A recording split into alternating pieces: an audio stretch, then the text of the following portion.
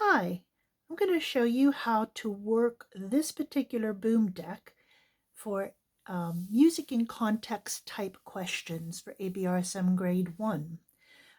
There's also going to be a deck like this for grade 2, 3, 4, and 5 eventually when I build those decks, but they're going to be essentially created in the same pattern, the same way.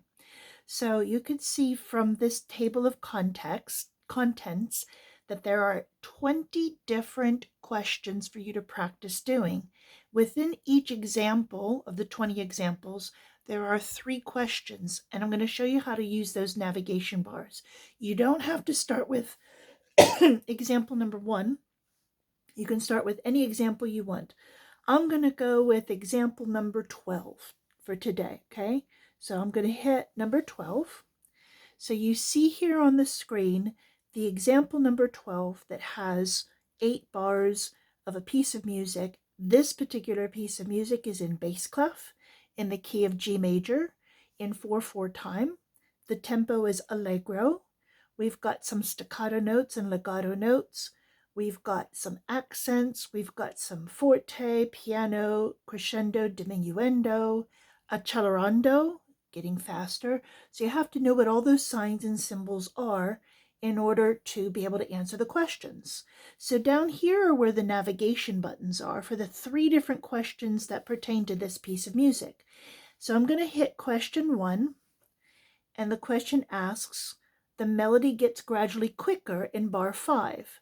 So I'm going to go back and I'm going to see example 12 again to see, does it get faster in bar 5? Yes, it does. And that was question number 1. So I'm going to go back to question number 1 and say, yes, that's true.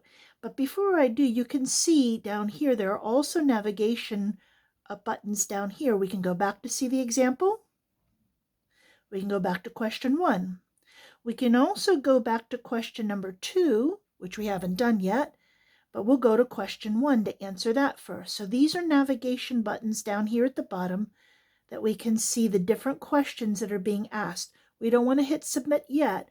We want to go back to the example so we can see question 1. We're going to do accelerando. Question 1, that is true. When you hit the correct note, the correct answer, it's going to automatically advance to the next question. We could go back to question number 1 and we can see that we answered true and it was correct. So now we're going to go back to question 2, and it says, which number bar contains all the notes of the tonic triad of G major? Well, we have to know what the tonic triad of G major is, and that would be G, B, D. So we're going to look for a bar. It's either going to be bar 2, 3, 5, 6, or 5 from G major. So I'm going to go back. GBD is what I'm looking for. In bar 2, is there a GBD there? GBD? Ah, there is. There's a G, the top space. There's the D, and there's the B. So bar 2 is our correct answer. Question number 2, the answer is bar 2. And that was correct. Now, let's go back to see example, because we're going to look at those questions. Look at that question number 2. Yes, I answered it correctly. I answered number 1 correctly.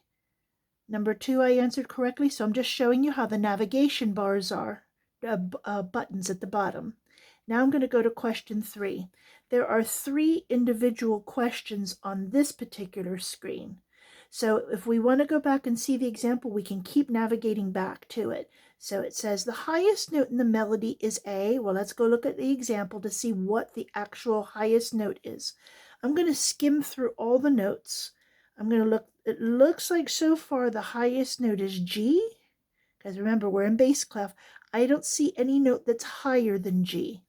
So I'm going to go to question 3, and I'm going to answer G. Now notice it doesn't advance yet. Still a few more questions to ask here. Bar number 5 has the same rhythm as, so let's go look and see bar number 5. Bar number 5 has the same rhythm as, I see a crotchet, crotchet, minim. Here we've got a minim, crotchet, crotchet. So the values are the same, but the rhythm isn't the same because it's crotchet, crotchet, minim. There it is right there, crotchet, crotchet, minim. So bar 6 and bar 5 have the same rhythm.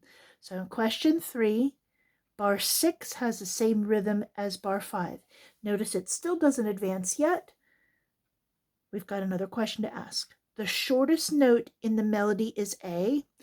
Probably it's not going to be a minim. It's probably not going to be a crotchet. It's either a dotted crotchet or a quaver. Oh, it's not going to be a dotted crotchet either. It's probably a quaver, but let's go look and see. The shortest note, sure enough, we've got quavers. The quavers are the shortest notes. So we're going to put the quaver there. And notice it doesn't do anything yet until you hit submit. Now you could hit this submit button, but it's not going to register that answer and it's not going to advance to the next screen unless we hit this big green submit button. And look at that, we got the right answer. Now we have a choice. We can either go back to the table of contents or we can quit our play for now. So let's go back to the table of contents and I want to show you what happens there. Look at that. Question number 12, it disappeared. We've already done that question. So now what I'm going to do is I'm going to pick another question. I'm going to go number 5. Okay, so here's our example number 5. Notice it says example number 5 up at the top. And these are our 3 questions. Let's study it for a minute. We'll look at this melody. Notice we're in the key of C major, no sharps or flats in the key signature, in treble clef, 4/4 time. We've got some mezzo forte, crescendo fortissimo, and then suddenly piano. We've got diminuendo, and we've got a piano there. And we've got some slurs. We've got some dotted rhythms. We've got a dotted rhythm there, some semiquavers, staccato notes there, some legato slurs. So that's how you study the music. And you try to look for moderato. So you want to look at the tempo terms, the dynamics, the articulation, the rhythm, the pitches, time signature. Remember, you have to make sure you know what the clef sign tells you so you can name the pitches. So legato and staccato. So we got all these different notes, all this information from the signs and symbols. That's what we're studying. Now let's look at question number 1. Question number 1 says the melody gets gradually louder towards the end. So let's look at the end. Does it get gradually louder? No, it doesn't. It gets quieter. There's a diminuendo in piano. In fact, the softest point of the whole music is at the end. So question number 1 is actually false. If we answer correctly, it advances us to question number 2. So this is question number 2. We can either go back to question 1 or we can go to question 3. But we want to get full results for this. So we want to make sure to answer all the questions. So there's only one question in question 1. There's only one question in question 2. And there's actually 3 questions in question 3. That's how it's built in the exam. So you get used to doing it this way. Okay. It says which number bar contains all the notes of the C major or the tonic triad of C major. So what are the notes for C major tonic triad?